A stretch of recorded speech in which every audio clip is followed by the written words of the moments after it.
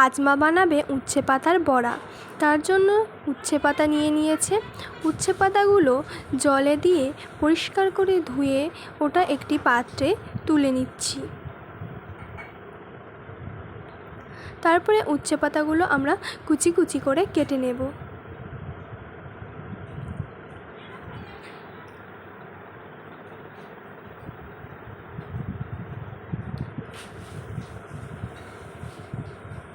উচ্ছে পাতাটা কুচি কুচি করে কাটা হয়ে গেছে। এবার এটা আমরা একটি পাত্রে তুলে নেব। দেখুন ঠিক এইভাবে উচ্ছে পাতাগুলো কেটে নিতে হবে। তারপরে একটি পাত্রে দিয়ে দিতে হবে পরিমাণ মতো বেসন। তারপরে আমরা বেসনের উপরে দিয়ে দেব সামান্য চাল গুঁড়ো, হলুদ গুঁড়ো, লঙ্কার গুঁড়ো, কালো জিরে, মরিচ গুঁড়ো,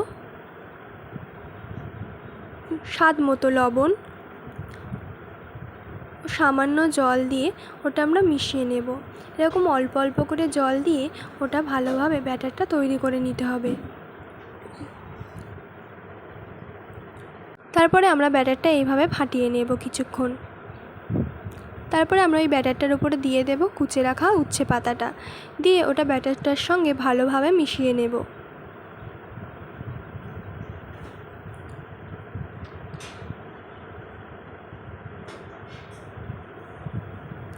আমাদের বড়া করার জন্য ব্যাটারটা তৈরি হয়ে গেছে। এবারে আমরা একটি কড়াই বসিয়ে কড়াইয়ে দিয়ে দেব সাদা তেল। তেলটা গরম হলে আমরা যেই ব্যাটারটা তৈরি করেছিলাম ওটা কড়াতে অল্প অল্প করে দিয়ে হাত দিয়ে চেপে বড়ার মতো করে দেব।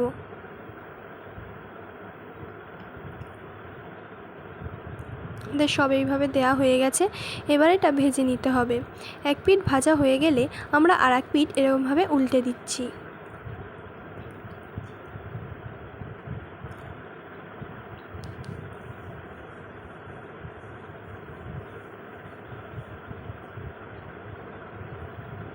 এবার আমরা যেই পিঠটা কাঁচা ওই পিঠটাও ভালোভাবে ভেজে নেব। আমাদের বড়ার দু পিঠই ভালোভাবে ভাজা হয়ে গেছে। এবার আমরা একটি পাত্রে এটা তুলে নেব। আমাদের রেডি হয়ে গেছে উচ্ছে পাতার বড়া। আপনাদের তাহলে এই ভিডিওটা কেমন লাগলো? যদি আপনাদের এই ভিডিওটা ভালো লাগে তাহলে সাবস্ক্রাইব করুন এবং লাইক, কমেন্ট, শেয়ার করুন।